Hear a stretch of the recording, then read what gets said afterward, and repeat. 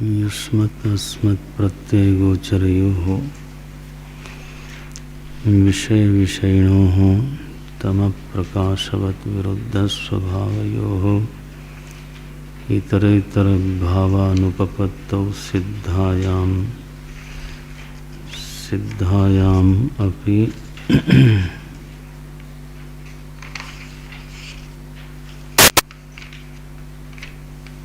सिद्धायाम तद्धर्माणामपि सुतराम इतरेतर भावानुपपत्तिः इत्यतः अस्मत् प्रत्यय गोचरे विषयिणी चिदात्मके युष्मत् प्रत्यय गोचरस्य विषयस्य तद्धर्माणां च अध्यासः तद्विपर्ययेण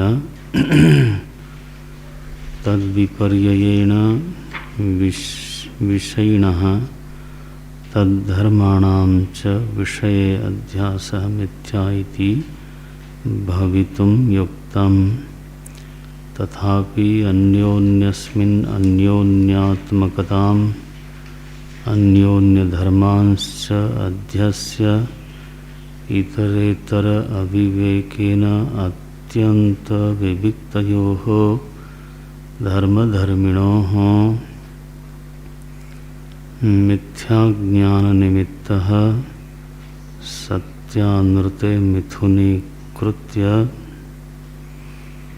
अहमिदं मम इदम् इति नैसर्गिको अयं लोकव्यवहारः आह कोयम अध्यासो नाम इति उच्यते। स्मृतिरूपः परत्र पूर्वदृष्ट अवभासः तम केचित् अन्यत्र अन्यधर्माध्यासः इति वदन्ति। केचित्तु यत्र यद् अध्यासः तद्विवेक अग्रह निबंधनः भ्रम इति। अन्ये तु यत्र यद् अध्यासः तस्यैव विपरीत धर्मत्व कल्पनाम् आचक्षते इति। सर्वथापि तु अस्य अन्यधर्मावभासतां सर्वथापि तु अन्यस्य अन्यधर्मावभासतां न व्यभिचरति। तथा च लोके अनुभवः शुक्तिका हि रजतवत् अवभासते एकश्चन्द्रः सद्वितीयवत् इति। कथम पुनः प्रत्यगात्मनि अविषये अध्यासः तद्धर्माणां सर्वो हि पुरोवस्थिते विषये विषयान्तरम् अध्यस्यति। युष्मत् प्रत्ययापेतस्य च प्रत्यगात्मनः अविषयत्वं ब्रवीषि उच्यते। न तावदयम् एकान्तेन अविषयः अस्मत् प्रत्यय विषयत्वात् अपरोक्षत्वाच्च प्रत्यगात्म प्रसिद्धेः न च अयमस्ति नियमः। पुरोवस्थिते एव विषये विषयान्तरम् अध्यसितव्यम् इति। अप्रत्यक्षे अपि हि आकाशे बालाः तलमलिनतादि अध्यस्यन्ति। एवं अविरुद्धः प्रत्यगात्मनि अपि अनात्माध्यासः। तमेतम् एवं लक्षणम् अध्यासं पंडिताः अविद्या मन्यन्ते। तद्विवेकेन च वस्तुस्वरूपावधारणं विद्याम् आहुः। तत्रैवं सति यत्र यत् अध्यासः तत्कृतेन दोषेण गुणेन वा अणुमात्रेणापि स न संबध्यते तमेतम् अविद्याख्यम् आत्मानात्मनोः इतरेतराध्यासं पुरस्कृत्य सर्वे प्रमाण प्रमेय व्यवहाराः लौकिकाः वैदिकाश्च प्रवृत्ताः सर्वाणि च शास्त्राणि विधि प्रतिषेध मोक्षपराणि कथं पुनः अविद्यावत् विषयाणि प्रत्यक्षादीनि प्रमाणानि शास्त्राणि च इति उच्यते। देहेन्द्रियादिषु अहं मम अभिमानरहितस्य देहेन्द्रियादिषु अहं मम अभिमानरहितस्य प्रमातृत्व अनुपपत्तौ प्रमाण प्रवृत्ति अनुपपत्तेः नहि इंद्रियाणि अनुपादाय प्रत्यक्षादि व्यवहारः संभवति न च अधिष्ठानमन्तरेण इंद्रियाणां व्यवहारः संभवति न च अनध्यस्तात्मभावेन देहेन कश्चित् व्याप्रियते न च एतस्मिन् सर्वस्मिन् असति असंगस्य आत्मनः प्रमातृत्वम् उपपद्यते न च प्रमातृत्वम् अंतरेण प्रमाण प्रवृत्तिरस्ति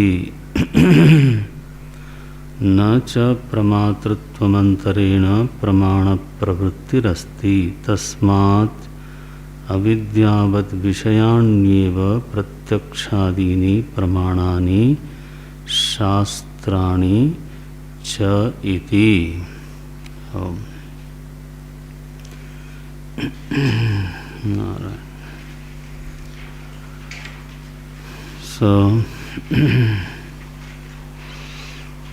भवतु अध्यासः शुक्त्यादौ आत्मनि तु न संभवति इति आक्षिपति यत्र परोक्षाध्यासाधिष्ठानत्वं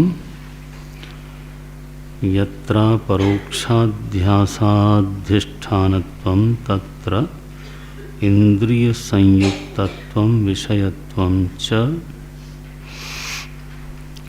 इति व्याप्तिः शुक्त्यादौ दृष्टा तत्र व्यापक अभावात् आत्मनः अधिष्ठानत्वं न संभवति इति अभिप्रेत्य आह प्रत्यगात्मनीति प्रतीचि पूर्णम्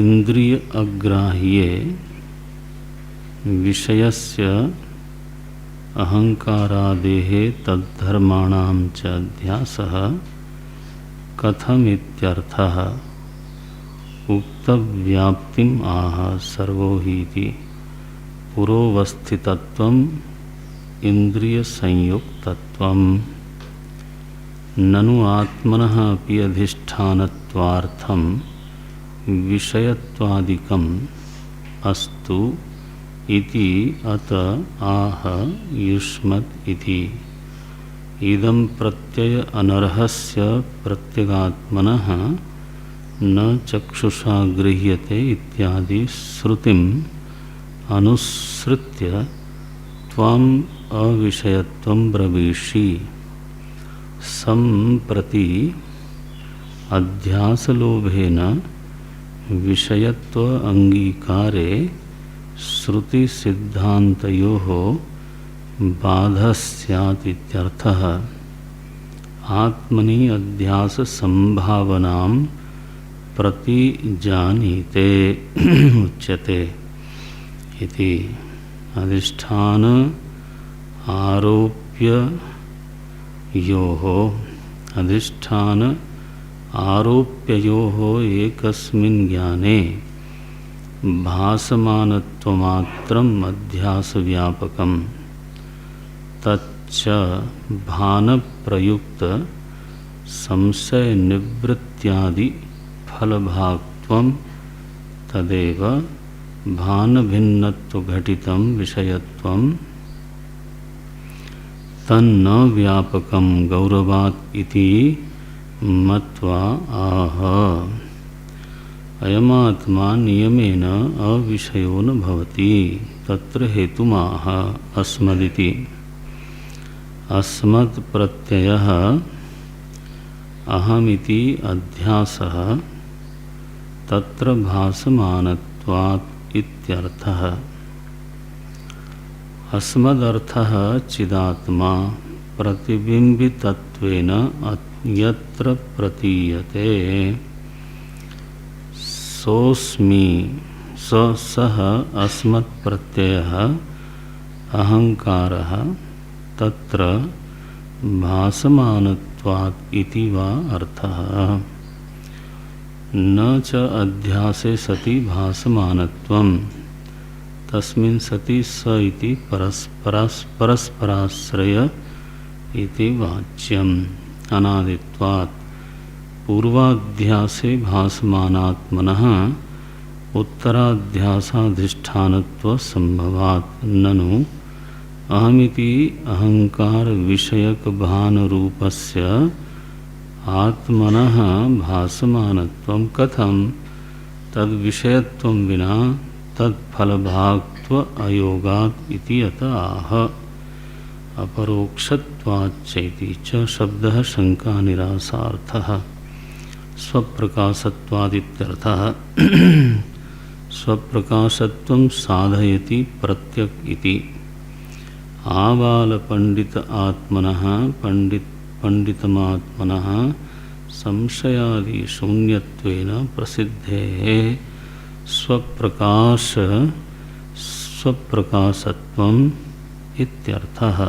अतः स्वप्रकाशत्वेन भासमानत्वात्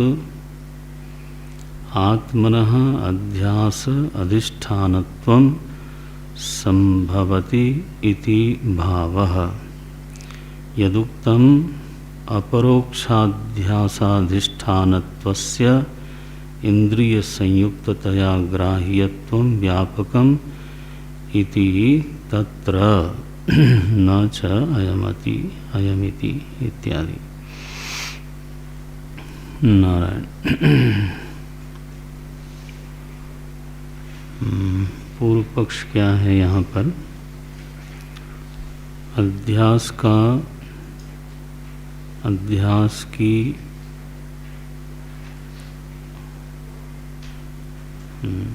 अध्यास का अत्यंत अनौचित्य दिखाने के बाद भगवान भाष्यकार ने अध्यास के स्वरूप को समझाया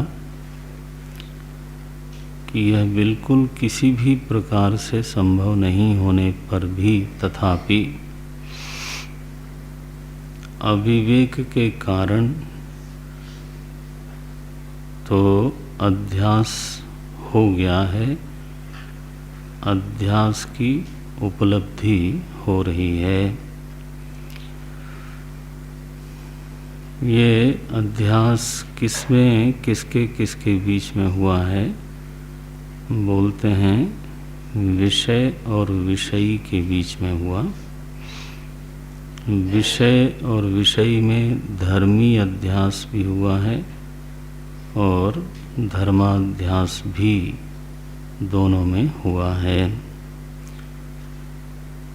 यद्यपि विषय अनृत है और विषयी सत्य है, लेकिन अविवेकेन सत्यानृते तो मिथुनीकृत्य अहम इदम मम इदम इति मिथ्या ज्ञान निमित्तः सत्यानृते मिथुनीकृत्य अहम इदम मम इदम नैसर्गिकः अयम लोक व्यवहारः। यह अध्यास का रूप है। यह निरंतर अनुभूति मैं यह हूँ और यह मेरा है, ये जो उभय प्रत्यय हैं, यही अध्यास है, यही अध्यास की अनुभूति है। अहम में इदम का अनुभव, इदम में अहमता का अनुभव, और अहम के धर्मों का इदम में अनुभव, और इदम के धर्मों का अहम में अनुभव। जैसे प्रियता आत्मधर्म है, लेकिन वो शरीर में मालूम पड़ती है, और जायमानता शरीर का धर्म है, लेकिन अहम में मालूम पड़ता है। तो यह जो अनुभूति है, ये धर्माध्यास हो गया। देखो, इदम के धर्म का आत्मा में, अहम में अनुभूति, और अहम के धर्म का तो इदम रूप शरीर में अनुभूति, ये स्पष्ट ही धर्माध्यास है। धर्मी अध्यास भी है। जब हम बोलते हैं अहम मनुष्य,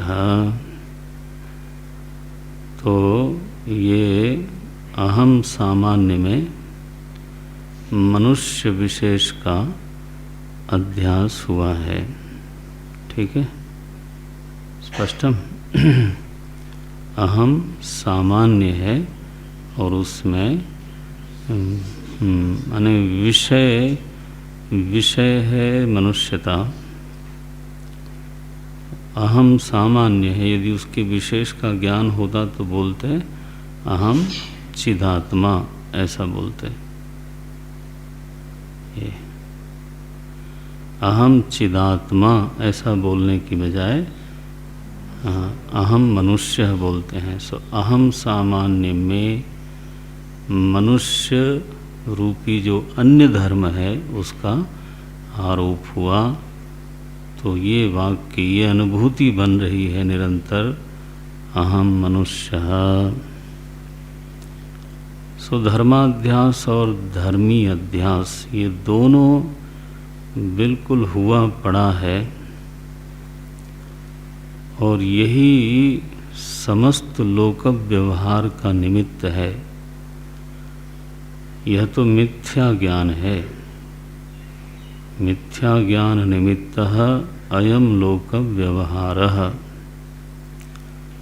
तो लोक व्यवहार भी इसी मिथ्या ज्ञान पूर्वक है, माने मिथ्या ज्ञान निमित्तक है। दूसरे शब्द में बोलें तो लोक व्यवहार अध्यास पुरस्सर है। ठीक है। और इसलिए लोक व्यवहार का जो परिणाम है वो कभी भी सुखद होता नहीं है। संसरण उसका फल है। मृत्यु से मृत्यु में गमन उसका फल है। यही तो। सो अस्य अनर्थ हेतु हो प्रहाणाय सर्वे वेदांताः आरभन्ते। ये अध्यास ही अनर्थ का हेतु है। अस्य अनर्थ हेतु हो प्रहाणाय। ये सिद्ध किया माने आज जो हमारी स्थिति है उसका विश्लेषण करके परमात्मा भगवान भाष्यकार ने दिखा दिया। इस बीच में अध्यास के कुछ और लक्षण बताए हैं जो पूर्व पक्षियों के हैं। अध्यास की स्वमत में परिभाषा क्या है वो बता दी गई। अब आक्षेप करते हैं, माने एक तरह से प्रतिपादन का जो विषय था अध्यास प्रकरण, वो एक बिंदु तक पूरा हो गया। अब उसको सुदृढ़ करने के लिए, विस्तार करने के लिए तो भाष्यकार पूर्व पक्ष उठाते हैं, आक्षेप है ये। पहले हम रत्न प्रभा की एक दो पंक्तियां देखते हैं। बोलते हैं भवतु अध्यासः शुक्त्यादौ। यह जो अध्यास आपने कहा, विवरण किया, अध्यास की परिभाषा की है, और दूसरे मतों में से साम्यांश को ग्रहण किया, परत्र परावभासः, बस इतना बढ़िया लेके चलना चाहिए। परत्र परावभासः, भाष्यकार ने लिखा अन्यस्य अन्य धर्मावभासताम। दोनों वाक्य याद रखना, भगवान शंकर का वाक्य तो यही है, अन्यस्य अन्य धर्मावभासताम न व्यभिचरति।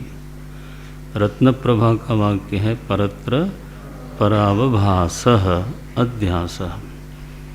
ये अध्यास की सामान्य परिभाषा है, सभी दार्शनिकों को मान्य है।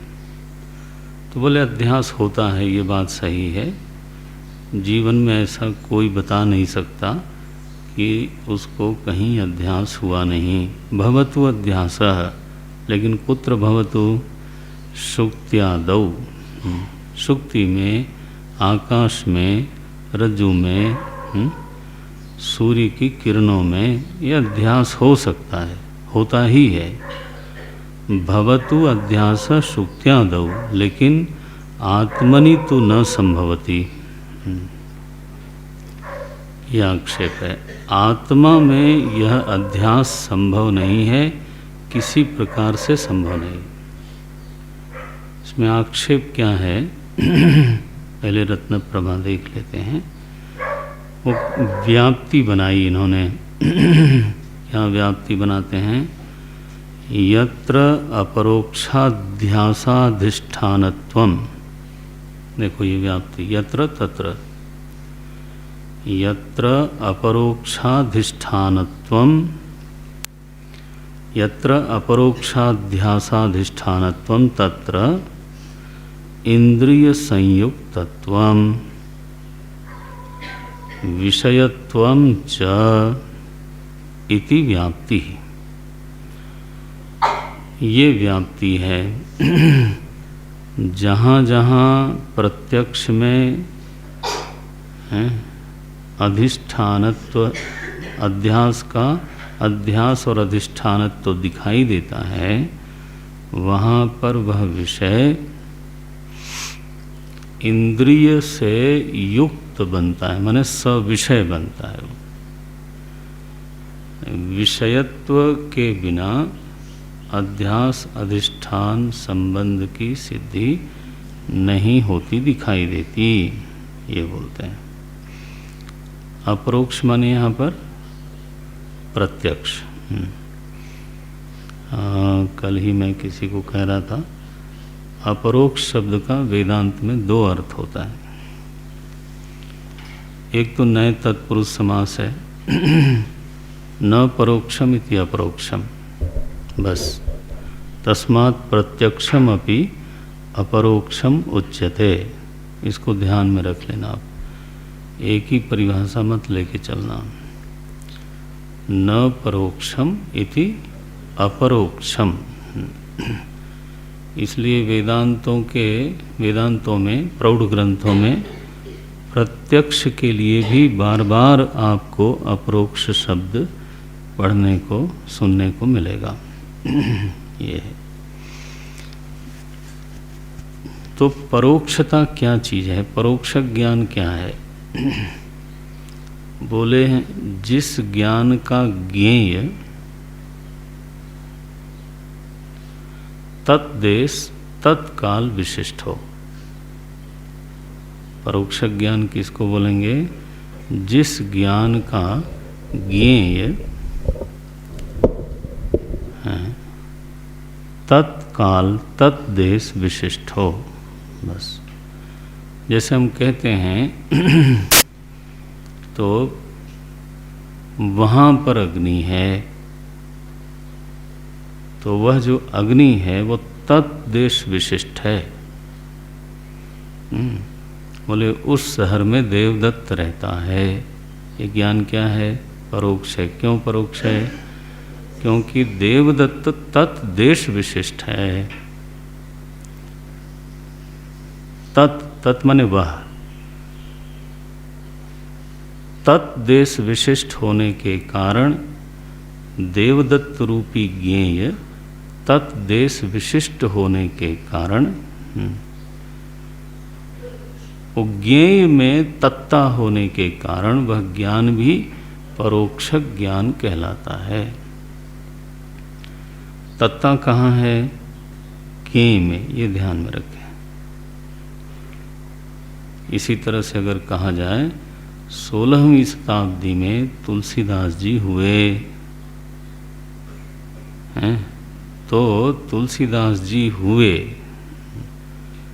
ये तुलसीदास जी का परोक्ष ज्ञान है। तुलसीदास प्रत्यक्ष नहीं हो रहे हैं। परोक्ष ज्ञान क्यों कहा जा रहा है? क्योंकि तत्काल देश तो नहीं है यहाँ पर, तत्काल विशिष्ट हुए।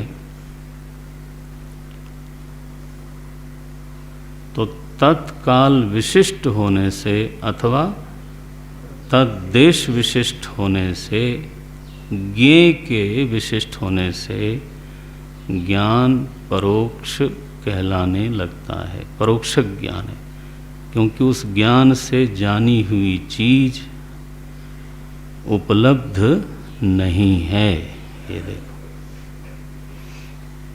परोक्ष ज्ञान का लक्षण क्या हुआ कि उस ज्ञान तो हुआ, जानकारी तो मिली, लेकिन उस ज्ञान से जो जानी हुई चीज है वो उपलब्ध नहीं हुई, क्योंकि वो पूर्व काल में है या फिर अन्य देश में है।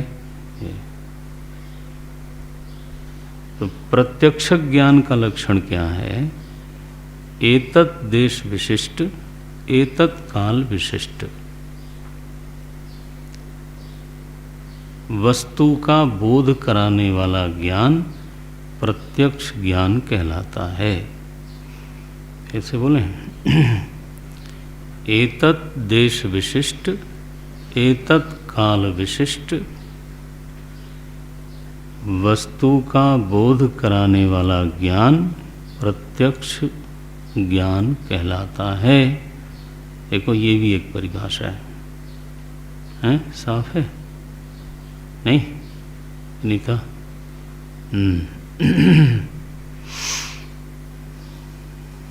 जहाँ पर माने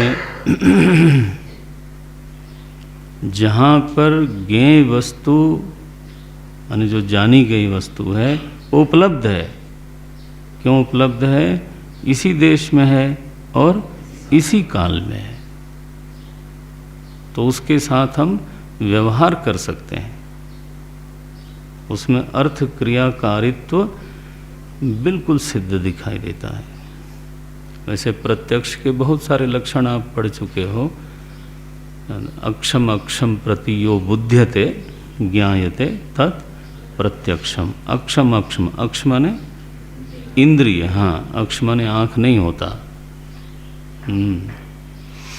संस्कृत में अक्ष माने इंद्रिय, अक्ष माने गड्ढा होता है वैसे। तो शरीर में जो गोलक है ना, उनको अक्ष कहा जाता है, गड्ढा जैसा है। उन गोलकों में रहने वाली इंद्रियों को भी अक्ष बोलते हैं। तैहि अक्षैहि यद ज्ञायते तत् प्रत्यक्षम, प्रति अक्षम यद ज्ञायते। तो एक एक लक्षण तो अलग अलग कारण, अलग अलग चीज को दिखाने के लिए होते हैं। अब यहाँ पर इस बात को समझना,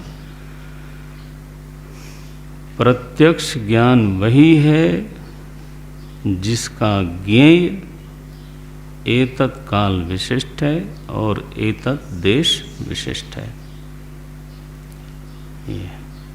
इसलिए चूंकि वो परोक्ष नहीं, अच्छा परोक्ष ज्ञान क्या हुआ? जिसका ज्ञेय तत्काल विशिष्ट हो, तद्देश विशिष्ट हो।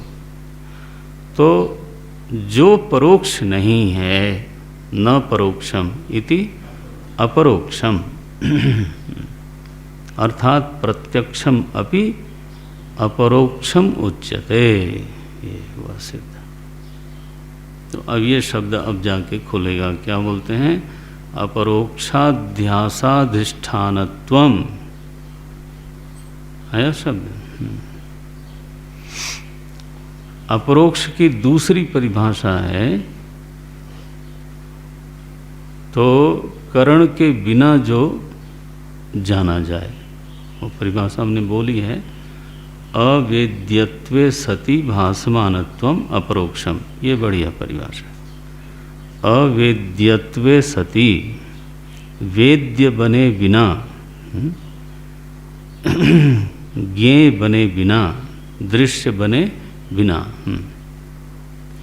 वेद्य बने बिना जो भासमान है, उस ज्ञान को, उस भासमानता को बोलते हैं अपरोक्ष। तो देखो अपरोक्ष की दो परिभाषा हो गई। इंद्रिय से जाना जाने वाला विषय भी अपरोक्ष है और एक पारमार्थिक अपरोक्ष है जो वेद्य बने बिना भी जाना जा रहा है। अवेद्यत्वे सति भासमानत्वम अपरोक्षत्वम। तो ऐसी वस्तु को अपरोक्ष क्यों कहते हैं? माने अपरोक्ष शब्द तो फिर अतिव्याप्ति हो गई ना, अपरोक्ष शब्द में अतिव्याप्ति हो गई क्योंकि वो प्रत्यक्ष के लिए भी आ गया और साक्षी चेतन के लिए भी आया। ये कैसे? अपरोक्षता का कौन सा लक्षण साक्षी चेतन में घटा? क्योंकि साक्षी चेतन तद्देश विशिष्ट नहीं है, ये तत्काल विशिष्ट नहीं है। सोपाधिक दशा में, व्यवहार भूमि में वो एतद देश में है और सच में देश में नहीं है। सच में काल में नहीं है वो, लेकिन सोपाधिक दशा में यह नहीं लगता कि साक्षी वहाँ है या तब था या आगे होगा। अंग्रेजी में लोग बोलते हैं राइट नाउ हियर। ये जो शब्द आप बोलते हो उसका ये अर्थ है, चूंकि वो एतत् देश, अब एतत् को आप चाहे जितना अच्छी तरह से डिफाइन करो, एतत् का अगर ठीक से निर्णय करोगे तो एतत् का लोप हो जाएगा, हैं? एतत् का लोप हो जाएगा। लेकिन आरंभ में, व्यवहार भूमि में ये कहना ठीक है। एतत् देश में होने के कारण, एतत् काल में माने एकदम वर्तमान में होने के कारण, साक्षी में तत्ता का आत्यंतिक अभाव होने के कारण, ठीक है, उसको अपरोक्ष कहना चाहिए। लेकिन अपरोक्ष शब्द का अर्थ ये नहीं है कि जो चीज़ वेद्य न बने वही अपरोक्ष है। नो, अपरोक्ष शब्द का अर्थ केवल इतना ही है, न परोक्षम इति अपरोक्षम। तो लक्षण क्या बनेगा? यस्मिन् ज्ञेये, अथवा चलो ऐसे बोलें, यस्मिन् ज्ञाने तत्तायाः आत्यंतिका भावः तज ज्ञानम अपरोक्षम उच्यते। बस, जिस ज्ञान में तत्ता का आत्यंतिक अभाव है उस ज्ञान को बोलेंगे अपरोक्ष।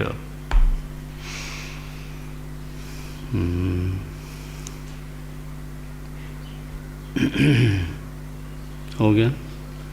अब बोलते हैं जो, अब हम प्रत्यक्ष शब्द लेके चलेंगे आपकी सुविधा के लिए। प्रत्यक्ष में जहाँ भी अध्यास अधिष्ठान संबंध है वहाँ पर एक व्याप्ति देखी जाती है कि जो अधिष्ठान है वो भी इंद्रिय का विषय है, इंद्रिय संयोग होता है उससे, और जो अध्यास है, जिसका अध्यास हो रहा है, उसका भी इंद्रिय संयोग होता है। बिना, माने सरल भाषा बोलें तो जिसमें विषयत्व है वही अधिष्ठान बनता है, और जिसमें विषयत्व है उसी का अध्यास होता है। इति व्याप्ति ही, ये तो व्याप्ति है। व्याप्ति शब्द से आप परिचित हैं। माने ये बन गया कि यत्र यत्र यत्र अध्यासः तत्र तत्र, हाँ, विषयत्वं भवति एव अध्यासेपि अधिष्ठानेपि। ये अब कह रहे हैं कि आत्मा में यह व्याप्ति घटती नहीं, व्यापका भावे। तत्र व्यापका भावात् आत्मनः अधिष्ठानत्वं न संभवति। ये क्यों? क्योंकि आत्मा में विषयत्व का अभाव है। व्याप्ति क्या थी? विषयत्व। ये देखो, यत्र यत्, अब ऐसे बना तो वाक्य ही ऐसे बना, यत्र अपरोक्षाध्यासाधिष्ठानत्वं तत्र, हाँ, इंद्रिय संयुक्तत्वं विषयत्वं च इति व्याप्ति ही। दृष्टांत क्या है? सुक्त्यादौ दृष्टा।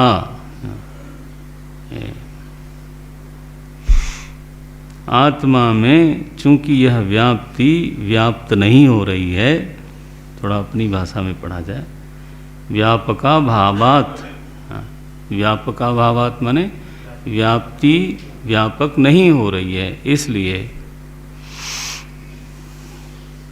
आत्मा में अधिष्ठानत्व संभव नहीं है।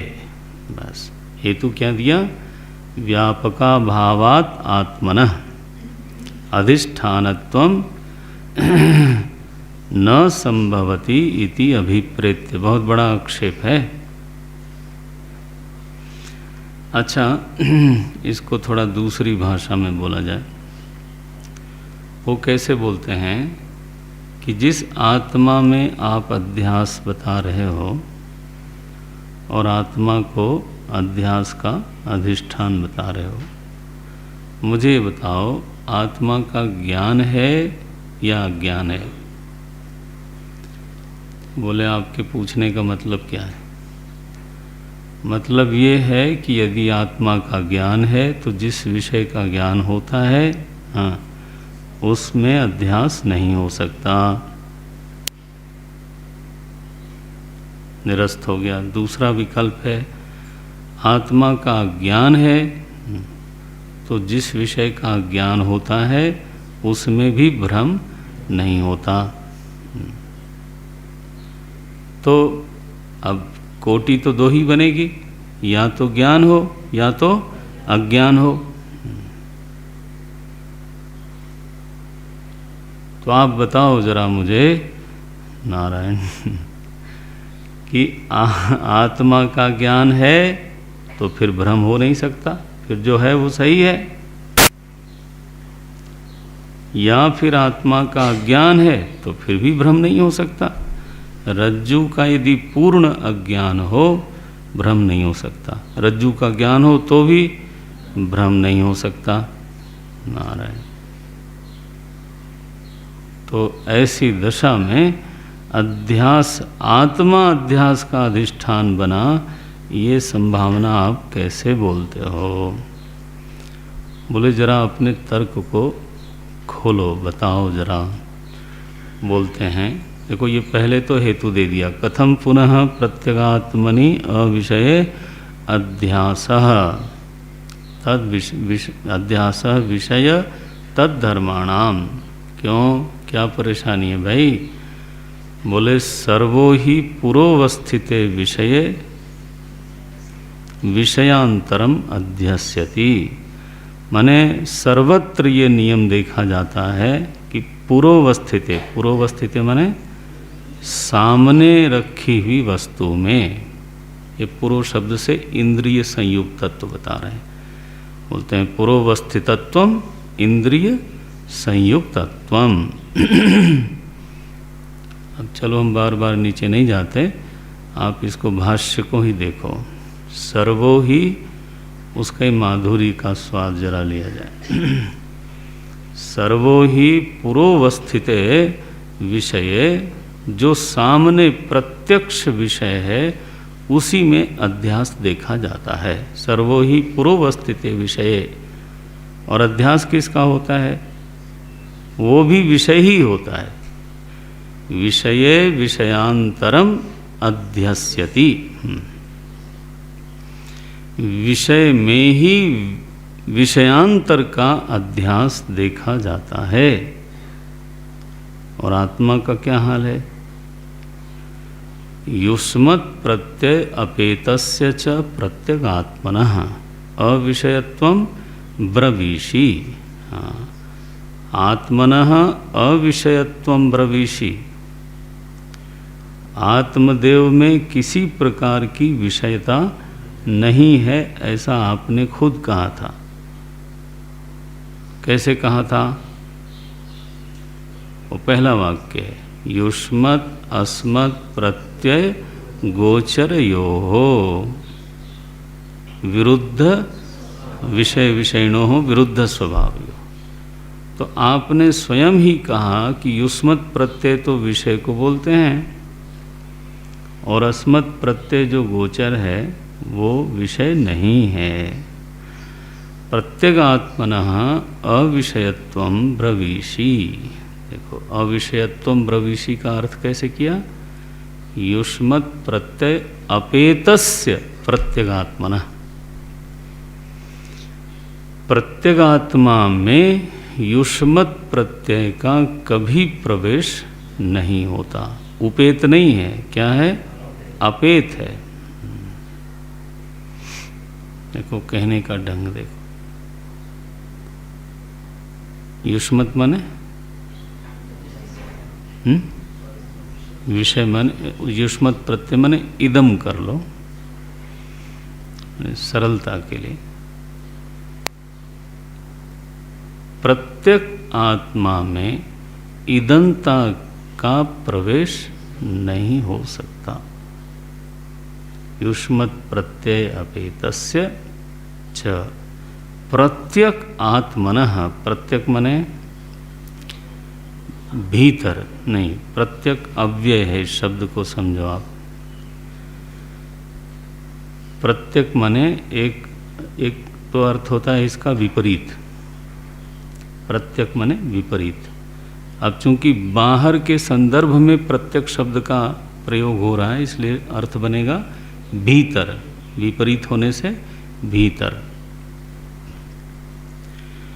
प्रतीपम अंचति, विपरीत दिशा में चलने वाला। प्रतीपम अंचति इति प्रत्यक। प्रतीपम माने विपरीत। हाँ, तो बाहर के संदर्भ में जो विपरीत है उसका नाम है भीतर। तो अध्यास कहाँ हो रहा है? बोले पुरोवस्थिते। अध्यास हो रहा है बाहर सामने रखी चीज में। और आत्मा कैसा है? बोले प्रत्यक। देखो विरोध दिखाना चाहते हैं। तो प्रत्यक दूसरा, बाहर है विषय और ये है आत्मा। देखो दो शब्द हैं, उनको मिला के बनाया गया प्रत्यक आत्मनः। कैसा है प्रत्यगात्मा? युष्मत् प्रत्यय अपेतस्य, युष्मत् प्रत्यय रहित है। और इसलिए अविषय है। अविषयम ब्रवीषि। अब देखो प्रभा को हम छोड़ नहीं पा रहे हैं यहाँ पर। ये क्या लिखते हैं, ये चाहे तो छोटा अंडरलाइन कर लेना, है बड़ा मधुर, साधन के लिए अच्छा है। इदम प्रत्यय अनर्हस्य प्रत्यगात्मना। क्या बोलते हैं कि प्रत्यगात्मा में इदम प्रत्यय की योग्यता ही नहीं है। अनर्ह माने अयोग्यता। क्या सुंदर तरीका। इदम प्रत्यय अनर्हस्य। भाष्यकार ने लिखा युष्मत् प्रत्यय अपेतस्य, वो लिखते हैं नहीं, योग्यता ही नहीं है। इदम प्रत्यय अनर्हस्य प्रत्यगात्मनः, श्रुति कह रही है, न चक्षुषा गृह्यते अथवा यतो वाचो निवर्तन्ते, ये दृगेव न तो दृश्यते इत्यादि इत्यादि श्रुतिम अनुसृत्य त्वम अविषयत्वम ब्रवीषि। आप ही ने तो कहा था कि ये प्रत्यगात्मा कभी विषय नहीं बनता, अत्यंत विविक्त है, अत्यंत विरुद्ध है। तो अविषय आत्मा में अध्यास कैसे हो सकता है? क्यों भाई, क्यों नहीं हो सकता? बोले इसलिए नहीं हो सकता क्योंकि अध्यास सदा प्रत्यक्ष में विषय में ही विषयांतर का ही होता है। दोनों बातें, विषय में ही विषयांतर का ही होता है। अब देखो भाष्यकार का उत्तर, उच्यते बोलते हैं, न तावत अयम एकांतेन अविषय। ये बड़ा वाक्य है, हाँ। और अगर टीका टिप्पणी का वाक्य होता तो मुश्किल होनी थी, लेकिन स्वयं भगवान शंकर का वाक्य है ये। बोलते हैं आत्मा अत्यंत अविषय नहीं है, ये बोलते हैं। न तावत अयम एकांतेन अविषय। एकांत माने क्या होता है कि एक ही अंत है, बस एक ही पहला है और एक ही आखिरी है। उसको बोलते हैं एकांत। मुझे एकांत चाहिए, क्या मतलब है? मैं ही हूँ पहला और मैं ही हूँ वहाँ पर आखिरी, दूसरा कोई नहीं होना चाहिए। तो जब निर्णय के बारे में भी एकांत शब्द आता है, देखो ये तो जनरली लोग जो हैं प्राइवेसी को एकांत बोलते हैं। निर्णय भी जब आखिरी हो जाए ना और कभी उसमें व्यभिचार न हो, तब क्या बोलते हैं? ऐकांतिक। और जब निर्णय में कदाचित व्यभिचार हो जाए, तब क्या बोलेंगे उसको? अनैकांतिक। हाँ, ये आपने शब्द पढ़ा होगा, अनैकांतिकत्वात्, माने यह निर्णय अंतिम अभी नहीं बना। तो भाष्यकार बोलते हैं यहाँ पर, न तावत एकांतेन अविषयः। आत्मचेतन बिल्कुल आत्यंतिक रूप से अविषय नहीं है। बोले फिर किसका विषय है वो? आप क्या बताना चाहते हो कि आत्मा विषय है? हैं? अभी आप बोल रहे थे वो विषयी है, तो अभी आप क्या बोल रहे हो? बोले बताता हूँ। आत्मा विषय है किसका? बोलते हैं अस्मत् प्रत्यय विषयत्वात्। ध्रुव को मैं बता रहा था कि इस पंक्ति को लेके महाराज जी की सभा में एक बार मैंने प्रवचन किया। विद्वान लोग बैठे थे। आत्मा अस्मत् प्रत्यय विषय है। नारायण, किसका विषय है? प्रत्यय का विषय, चलो अस्मत् को अभी हम छोड़ देते हैं, आप समझ रहे हो कितना बड़ा वाक्य है ये। प्रत्यय का दृष्टा नहीं कहा जा रहा है, बल्कि ध्यान करो इस शब्द पर, आत्मदेव प्रत्यय का विषय बनते हैं। वो प्रत्यय क्या है? तो प्रत्यय का विशेषण है अस्मत् प्रत्यय। प्रत्यय किसका होगा? प्रत्यय किसका धर्म है? बुद्धि का। वृत्ति जब भी होगी वो बुद्धि की होगी। तो बुद्धि के प्रत्यय का विषय बनते हैं, ऐसा भाष्यकार बोलते हैं। अब देखो ऐसा है, इसमें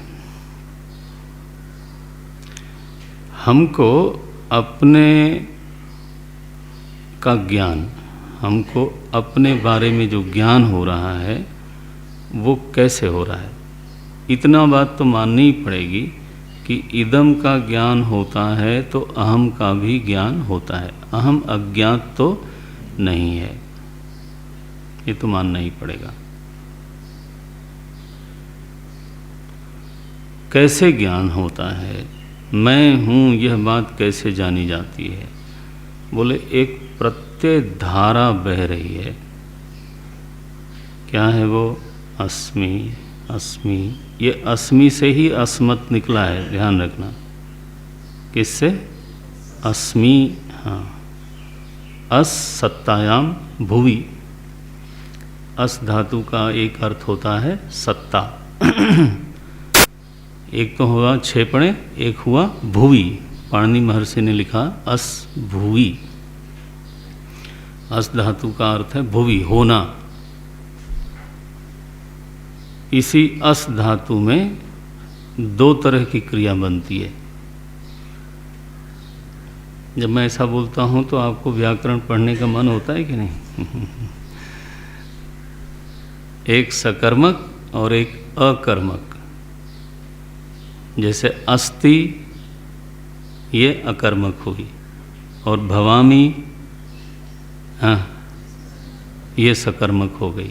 भवती भू सत्तायाम, भू धातु भी सत्ता के ही अर्थ में है, लेकिन सकर्मक हो जाती है। भवती सविद्वान भवती। अब देखो, तो उसमें कर्म शामिल हुआ कि नहीं हुआ? लेकिन अहम अस्मि, इसमें कोई कर्म नहीं है। पुस्तकम अस्ति, इसमें कोई बीच में कर्म नहीं है। पुस्तकम भवति, ऐसा बोले तो लगेगा कि ये शायद बनने वाली बात है। स सुखी भवति, तो सत्ता का बोध होता है कि क्रिया का? क्रिया का। देखो, तो सत्ता में ही एक सकर्मक धातु बन जाती है और एक अकर्मक धातु बन जाती है। तो अपनी जो अनुभूति हो रही है, हाँ, वो प्रत्यय रहित अनुभूति नहीं हो रही है। अब अपनी ओर ध्यान देना, बिल्कुल अब मीमांसा है। अपनी जो अनुभूति हो रही है वो प्रत्यय रहित अनुभूति नहीं है। प्रत्यय क्या है? अस्मि, अस्मि, अस्मि, अस्मि। मैं कौन हूँ, उसमें अस्मि का जो विशेषण है ना, वो बदलेगा, लेकिन अस्मि प्रत्यय निरंतर प्रवाहित हो रहा है। और ये ध्यान में रखें कि अस्मि प्रत्यय है, अस्मि तत्व नहीं है।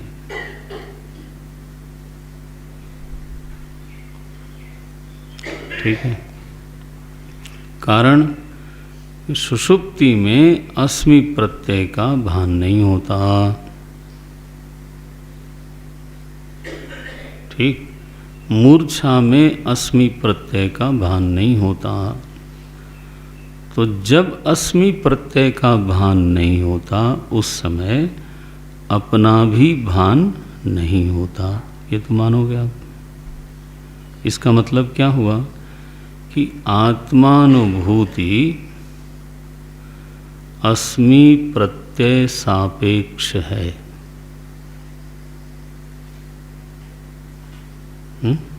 मानना पड़ेगा।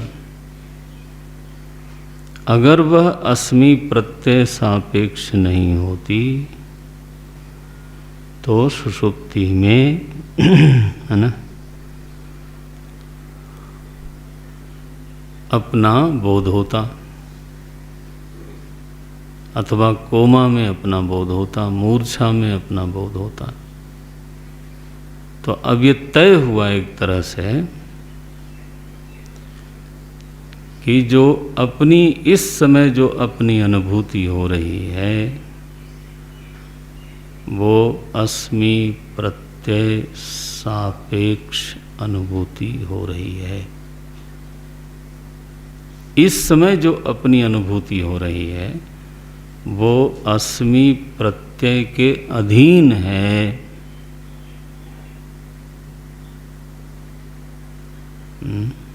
इसलिए अस्मि प्रत्यय का विषय होकर के ही अपनी अनुभूति हो रही है।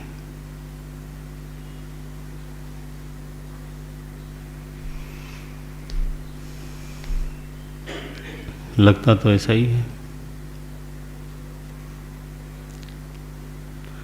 अब यदि ऐसा है तो फिर श्रुति का विरोध भी होता है। श्रुति ने कहा यतो वाचो निवर्तन्ते अप्राप्य मनसा सह न तत्र मनो गच्छति न वाग गच्छति। ये श्रुति ने कहा यन मनसा न मनुते ये नाहुर मनोमतम। श्रुति का विरोध है।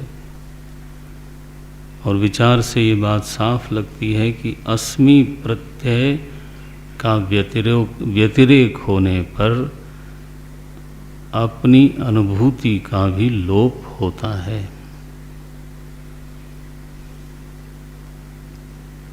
और अस्मि प्रत्यय के होने से अपना अनुभव होता है। तो अन्वय भी है, व्यतिरेक भी है।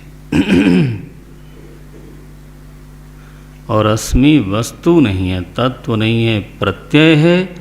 अगर तत्व होता तो उसका लोप क्यों होता?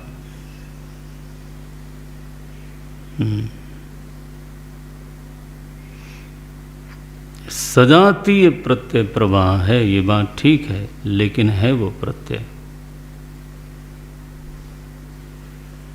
ये मीमांसा का विषय बना। आत्मचेतन विषय होकर के मालूम पड़ता है। भाष्यकार ने लिख दिया अस्मत् प्रत्यय विषयत्वात्।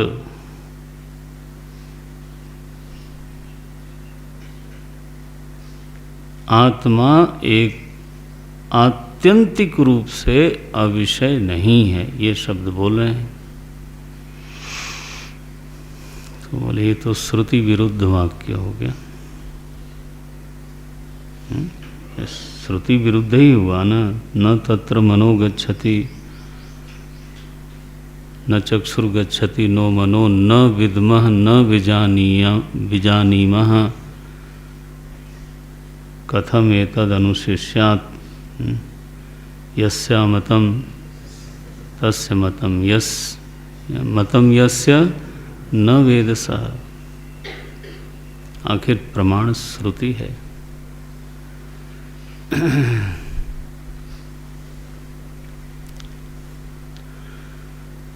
तो इसका विवरण तो ये है कि अनुसंधान काल में अनुसंधान काल में जो साधक है जब वो मनन करता है उस समय वो किस लिंग को लेकर के अहम का, आत्मा का अनुसंधान करे। अहमर्थ का अनुसंधान करते समय साधक के लिए लिंग क्या है? अस्मि अस्मि अस्मि अस्मि, यही लिंग है। उसी अस्मि के सार को जब वो छूता है तब उसको बोलते हैं एकात्म प्रत्यय सारम। अब देखो, ये तो श्रुति का वाक्य है, वहाँ भी शब्द है प्रत्यय, ठीक है कि नहीं? तो भाष्यकार श्रुति के विरुद्ध चले गए, ऐसा कहने का तो कोई साहस न करे, क्योंकि श्रुति ने ही कह दिया है प्रत्यय। देखते हो, एकात्म प्रत्यय, प्रत्यय शब्द लिखा है, एकात्म प्रत्यय सारम, और वो प्रत्यय को डिफाइन किया, कौन सा? आत्म प्रत्यय। फिर एक लगा, एक आत्म प्रत्यय। अनुसंधान काल में इसी प्रत्यय का पीछा करते हुए, ठीक है, माने इदम प्रत्यय का अगर अनुसंधान करेंगे तो ईश्वर शायद मिल जाए, ठीक है? हाँ जी, इदम प्रत्यय सारम अगर ऐसा हम खोजने जाएंगे तो कौन मिलेगा? ईश्वर। समस्त इदंता का जो सार है ना, जिसमें से इदंता निकली है, वो ईश्वर है। जैसे घट कसोरे आदि का सार खोजने जाएंगे, हाँ, तो मिट्टी निकलेगी। इसी तरह से इदम प्रत्यय का सार खोजने जाएंगे तो पंचभूत मिलेगा, फिर पंच महाभूत से अहंकार मिलेगा, अहंकार से फिर महत्तत्व मिलेगा। खोज तो ऐसे ही होती है ना, प्रकृति मिलेगी, प्रकृति का भी फिर सार प्रभु मिल जाएंगे। इदम प्रत्यय सारम किम, बोले ईश्वरम। इदम प्रत्यय सारम ब्रह्म, चलो ऐसे बोलो, ईश्वर शब्द न बोल करके ब्रह्म बोल लें। वैसे ईश्वर बोलना ही ठीक है, सृष्टि सापेक्ष चेतन ईश्वर ही है, लेकिन चलो ब्रह्म कह लो, हमको कोई आपत्ति नहीं। इदम का जो कारण है, इदम का जो अभिन्न निमित्तोपादान तत्व है, वो ब्रह्म है। इदम प्रत्यय सारः। लेकिन ध्यान रखना, आत्मा तो नहीं मिलने वाली है। इदम प्रत्यय का अनुसंधान करने से आत्मा की तो उपलब्धि नहीं होनी है। आत्मा की उपलब्धि कैसे, किसके पीछे जाएं? बोले अहम प्रत्यय सारः। अब ये लो,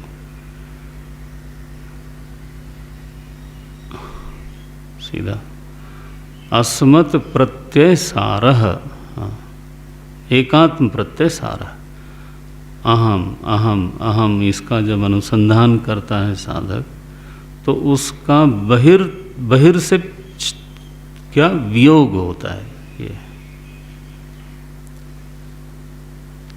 अनुसंधान में क्या हो रहा है? इदंता छूट रही है। शुरू में क्या थी? इसी अहम में, हाँ, इदंता मिश्रित थी। लेकिन जब आप अस्मि को, जो शब्द मेरे मुंह में आ रहा है, अस्मि को जब आप छानते हो, ये शब्द मुंह में आ रहा है, अस्मि पर ध्यान देते जाते हो तो जो अस्मि नहीं है वो छूटता जाएगा, है ना। पहले तो जब अस्मि बोला हमने तो शरीर सहित अस्मि बना था। अस्मत् प्रत्यय का विषय क्या था? पूरा ही शरीर भी था उसमें, हाँ, प्राण भी था उसमें, इंद्रियां भी थी, मन भी था, बुद्धि भी थी, त्रिगुण भी था, स्वभाव भी था, अपना बल भी था। ये सब अस्मि प्रत्यय का एक विषय है। अस्मत् प्रत्यय माने चिदात्मा सीधे नहीं। जब कहा जाता है कहाँ हो आप, हम कहें हाँ, तो आप क्या बोलते हैं? मैं। हाँ, आपको अगर कदाचित लगे कि मुझे बुलाया जा रहा है तो आप क्या बोलते हो? मैं। तो उस मैं में क्या शामिल है? सब शामिल है।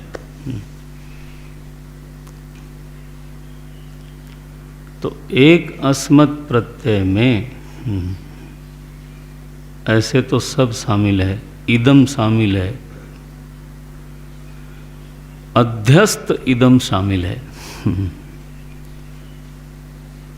तो अस्मत् शब्द वाच्य, हाँ, अथवा ऐसे बोले अस्मत् प्रत्यय विषय, नहीं यही ठीक है।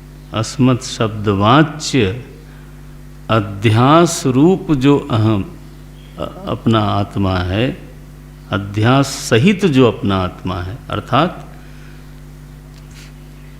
अहमिदम मम इदम, वो पूरा ही अस्मत् प्रत्यय का विषय है।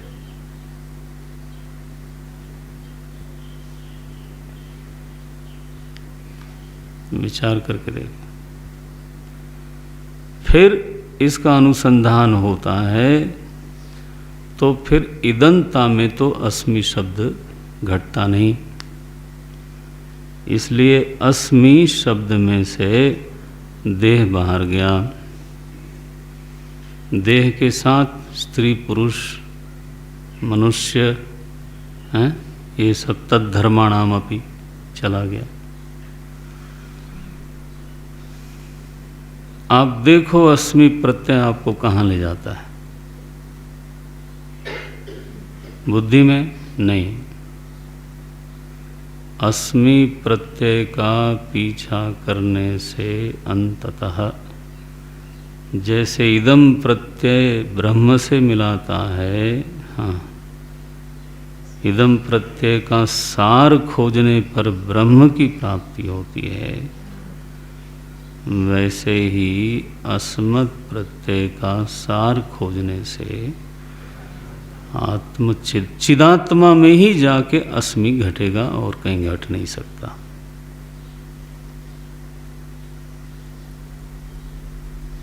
ठीक। अस्मि का व्यवहार क्या है? इदम का तिरस्कार करना।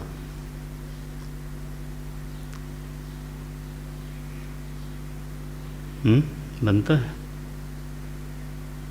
अस्मि वास्तव में चिदात्मा का बोधक है कि नहीं वो तो अभी हम बोलते हैं, लेकिन अस्मि इदमता का व्यावर्तक अवश्य है।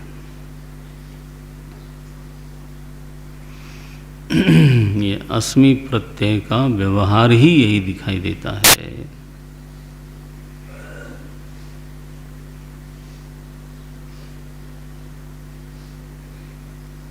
और यह व्यावर्तन पूरा तब होता है जब केवल चिदात्मा अवशिष्ट रहे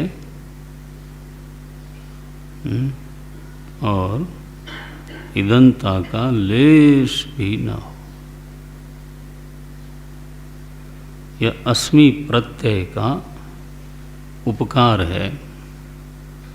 यह अस्मि प्रत्यय का साधक के जीवन में व्यवहार है। जब अस्मि प्रत्यय का सार प्राप्त हुआ, तब जब चिदात्मा प्राप्त हुई तो उसका लक्षण किया भाष्यकार ने अपरोक्षत्वात्। ये दूसरा शब्द है, देखना भाष्य को। पहला लक्षण किया अस्मत् प्रत्यय विषयम। भाष्य का प्रवाह देखना। अनुसंधानी के लिए जो शब्द है वो है, अनुसंधानी को तो लिंग चाहिए, ठीक है बेटा, अनुसंधानी को लिंग चाहिए। वो क्या पकड़ करके अनुसंधान करेगा? अस्मि।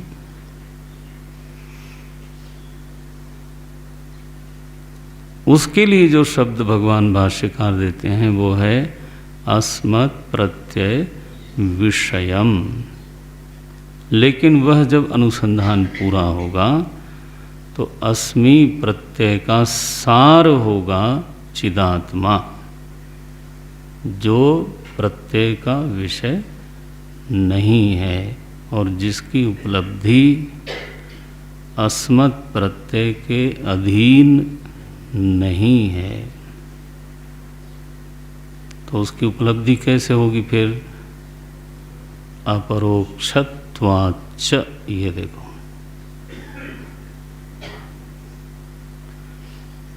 विषयता नहीं रही। अब क्या बना? अपरोक्ष है। यह अपरोक्ष शब्द का वही अर्थ है, अवेद्यत्वे सति भासमानत्वम स्वप्रकाशत्वम इत्यर्थः। स्वप्रकाश माने यहाँ संदर्भ में स्वप्रकाश माने प्रत्यय निरपेक्षत्वम, ठीक है। अस्मत् प्रत्यय विषयम से आगे बढ़े तो अस्मत् प्रत्यय निरपेक्षम, ये अस्मत् प्रत्यय से निरपेक्ष जिसकी अनुभूति है, स्वप्रकाशत्वम।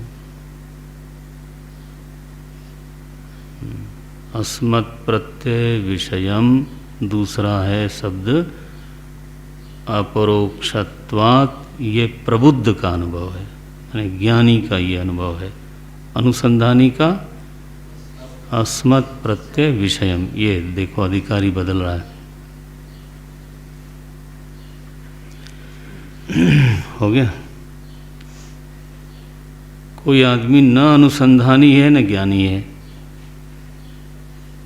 तो क्या उसको आत्मा के बारे में कुछ नहीं मालूम है? बोले वो चाहे ये मीमांसा न करे कि ये अस्मत् प्रत्यय का विषय है कि अपरोक्ष है, लेकिन इतनी बात सभी के अनुभव में है कि मैं हूँ। तो इसके लिए तीसरा शब्द है प्रत्यक आत्म प्रसिद्धे है। ये तीन शब्द दिया है अध्यास की सिद्धि के लिए। आत्मा अप्रसिद्ध नहीं है, आबाल वृद्ध,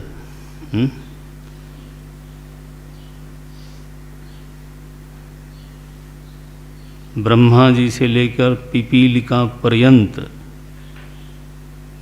सभी के अनुभव में यह बात। कैसे अनुभव होता है ये विश्लेषण चाहे कोई न करे, लेकिन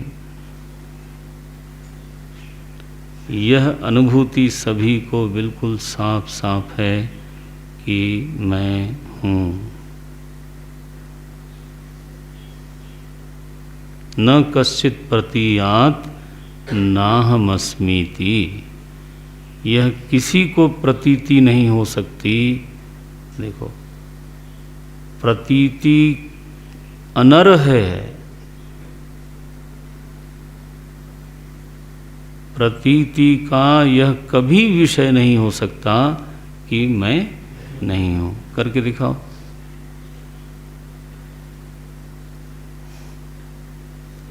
प्रतीति में अहम तो हमेशा ही शामिल ही रहता है, बल्कि वेदांतों में तो यहाँ तक बात कही गई कि समूचा भोग योग, अनुसंधान, समूचा का समूचा व्यापार इसी मूल अनुभूति को लेकर आरंभ होती है। क्या? अहम अस्मि। ईश्वरः अस्ति न वा इति अनुसंधानीयम्। जगत सत्यम वा मिथ्या इति तो अन्वेष्टव्यम, किंतु अहम अस्मि न वा, हैं, ये बोलोगे, कोई बोलेगा ऐसा?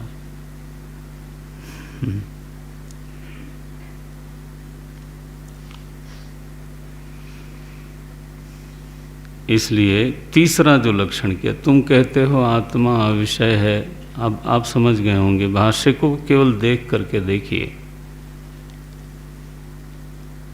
व्याप्ति वगैरह तो सब तर्क की भाषा में बनाई जाती है, वो उसका अपना स्वाद है, मुझे वो भी आता है, लेकिन फिर भाष्य का स्वाद केवल तर्क नहीं है ना।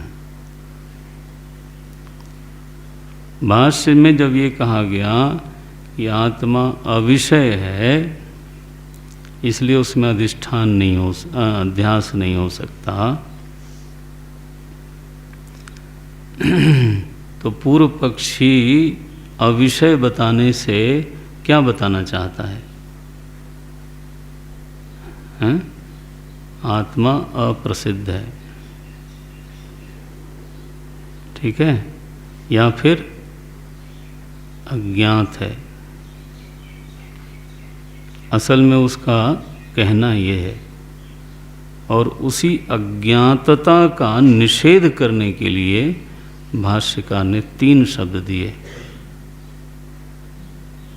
ये इंद्रिय संयुक्त तत्वम इत्यादि जो है ना, मुझे बहुत गहरा नहीं लगता, ये भी सीखिए आप, भाष्याश्रित हो करके, भाष्यिक शरण हो करके कभी सोचिए, लेकिन ये है कि सोचने की ताकत पैदा करिए। उसका आक्षेप ये है कि आत्मा अप्रसिद्ध है, अज्ञात है। क्यों अज्ञात है? अविषयत्वात्, उसी को हेतु बना दिया। और अज्ञात में कोई अधिष्ठानत्व संभव नहीं है, अज्ञात में कोई भ्रम संभव नहीं है, अप्रसिद्ध में कोई भ्रम संभव नहीं है। भाष्यकार के तीनों शब्द केवल इसी बात का निषेध करते हैं कि आत्मा अप्रसिद्ध नहीं है। तुम जो बोल रहे हो ना, वो भी अपने को जान के अनुभव करके बोल रहे हो।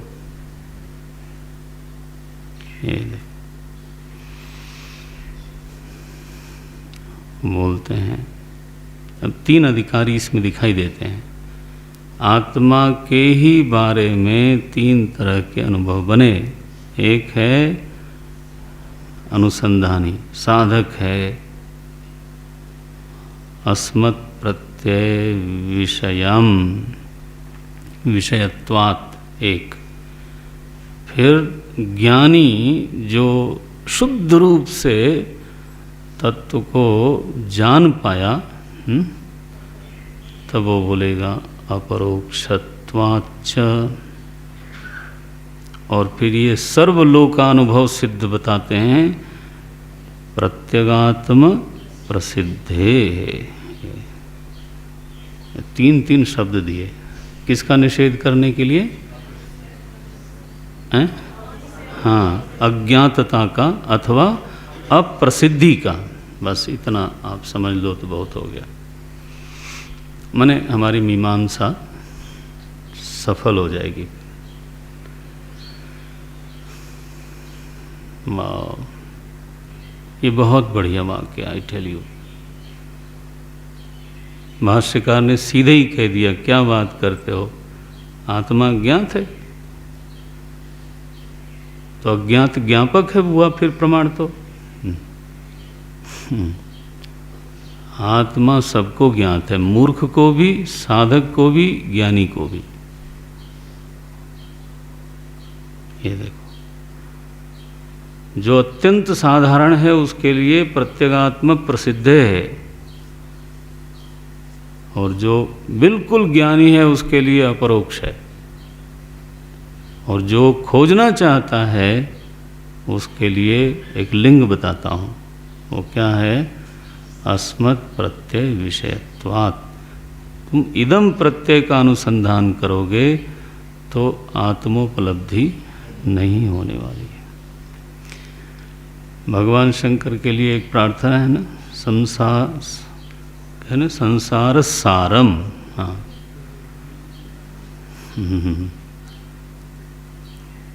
भुजगेंद्र हारम। संसार सारम माने क्या? इदमस्य सारम,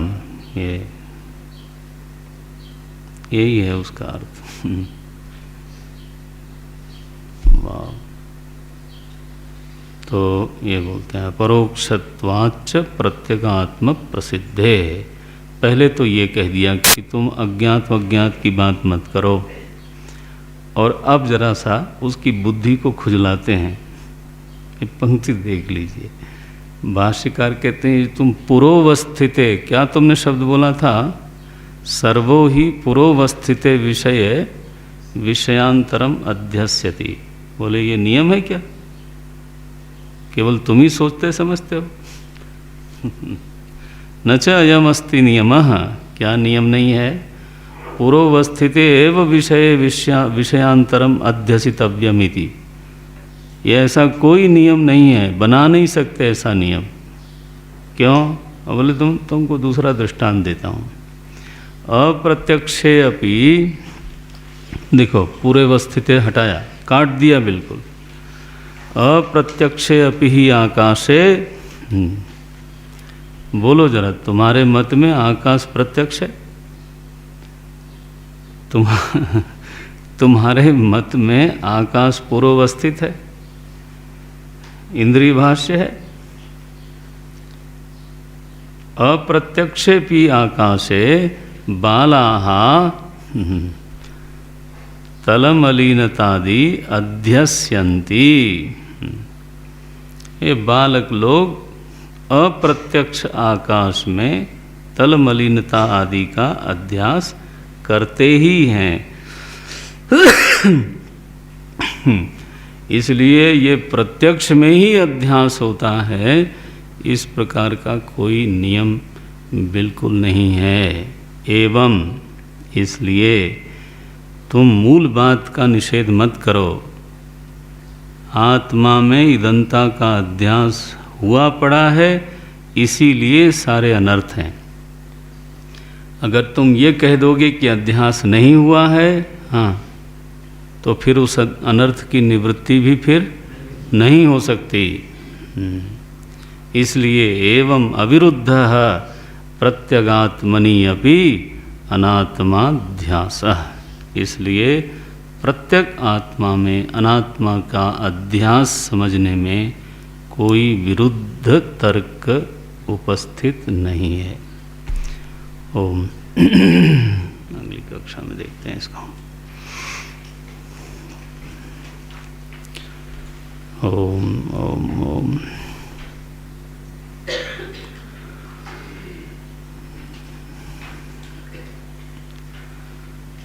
ओम पूर्णमदः पूर्णमिदं पूर्णात् पूर्णमुदच्यते पूर्णस्य पूर्णमादाय पूर्णमेवावशिष्यते। ओम शांति शांति शांति। हरि ओम श्री गुरुभ्यो नमः। हरि ओम।